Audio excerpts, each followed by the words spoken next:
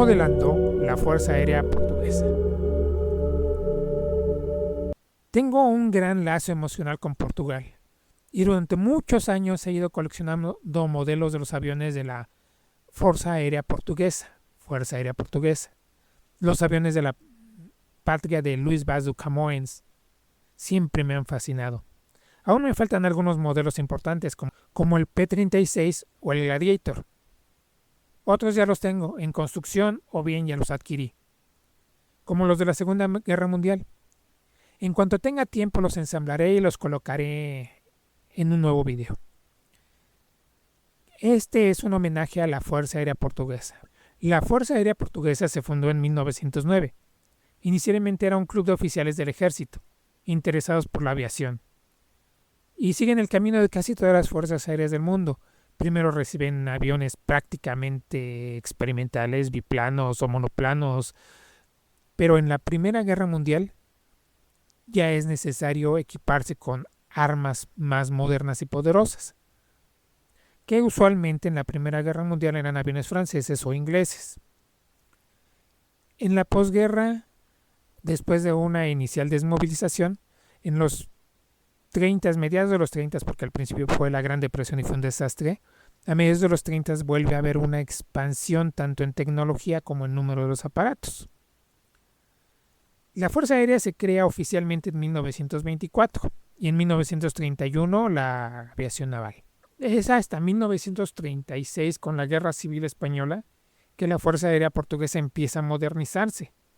Recibe Junkers 52, Junkers 86, Hawker Heinz, Breda 65 y el modernísimo para esa época caza británico Gloster Gladiator. Portugal fue neutral durante la Segunda Guerra Mundial, lo que lo colocaba en una situación muy delicada. Por un lado, no podía oponerse a ninguno de los países en conflicto. Por otro lado, no era fácil conseguir armas. Los aliados de la Guerra Civil Española, Alemania e Italia, no podían proporcionar material moderno, y pedirlo a los ingleses era un suicidio político. Por suerte para Portugal, su vecino, España, se las arregló para permanecer neutral también, lo que le permitía tener un estado buffer entre Portugal y Francia, ocupada en ese entonces por Alemania. Los primeros años de la guerra vieron una gran penuria de recursos.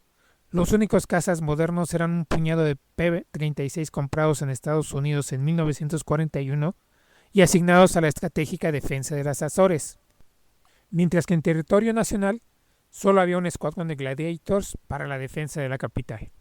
Todo cambió en 1943, cuando se hizo un interesante intercambio. A cambio del derecho de uso de varios aeródromos y puertos de ultramar, la Fuerza Aérea Portuguesa recibiría aviones modernos. Cazas Hurricane, bombarderos Blenheim y más tarde Spitfires. Había además una forma muy peculiar de recibir más aviones modernos.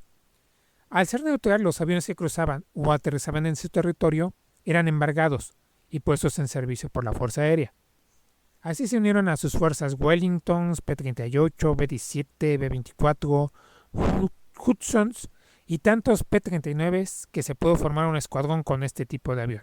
Finalmente, en 1944, cuando la marea ya estaba decididamente en contra de Alemania, se pudieron recibir abiertamente aviones un poco más modernos, Spitfire, Sutherlands y Viewfighters. En la posguerra, Portugal se unió a la NATO y recibió el usual equipo aéreo, T-6G de entrenamiento, P-47D de caza, B-17, Helldivers y PA-18 Super Cub.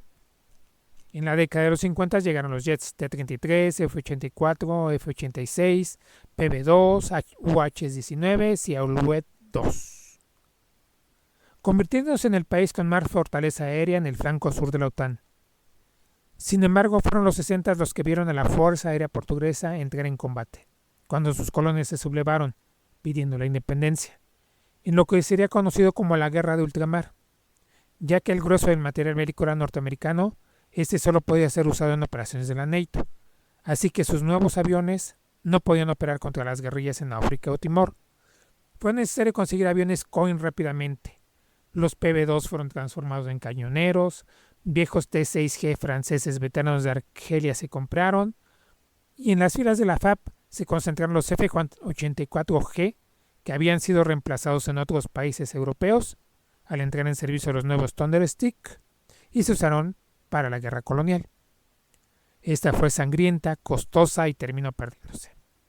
El final fue tan abrupto que se dio la orden a las tropas de abandonar los territorios de ultramar, abandonando todo aquel equipo que no pudieran transportar y regresar a casa. De esta forma se perdió mucho material aéreo, que fue cedido a los gobiernos independientes. Prácticamente solo se regresaron los aviones más nuevos. El resto quedó en África, donde sus nuevos dueños los descuidaron hasta el punto de su destrucción por abandono.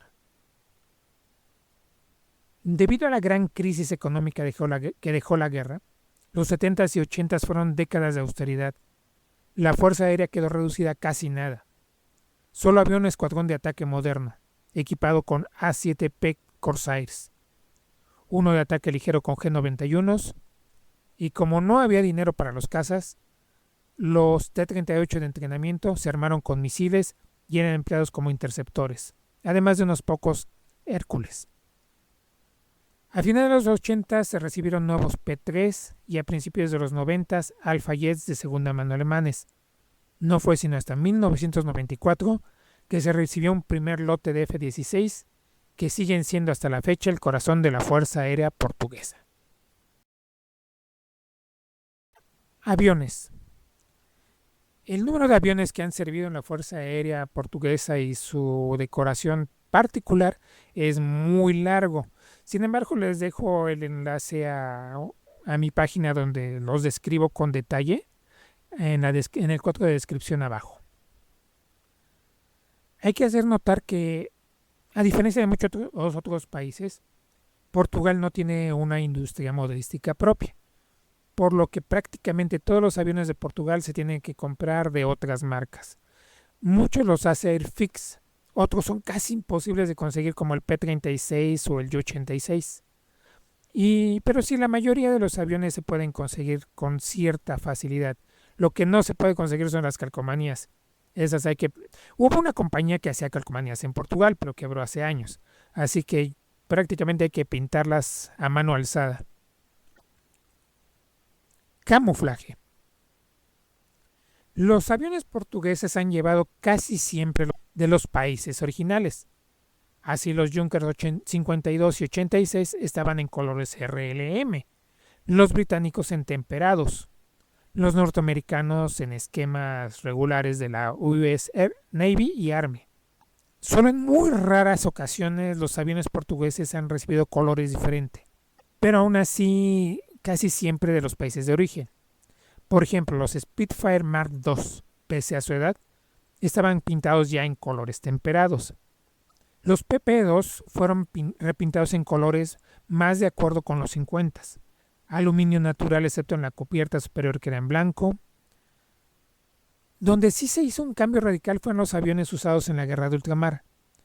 Casi todos al final fueron repintados en un raro color llamado verde anti-IR, con las insignias nacionales reducidas en un círculo de 20 centímetros de diámetro.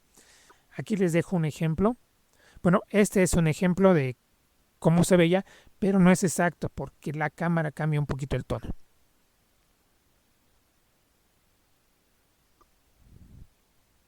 Galería.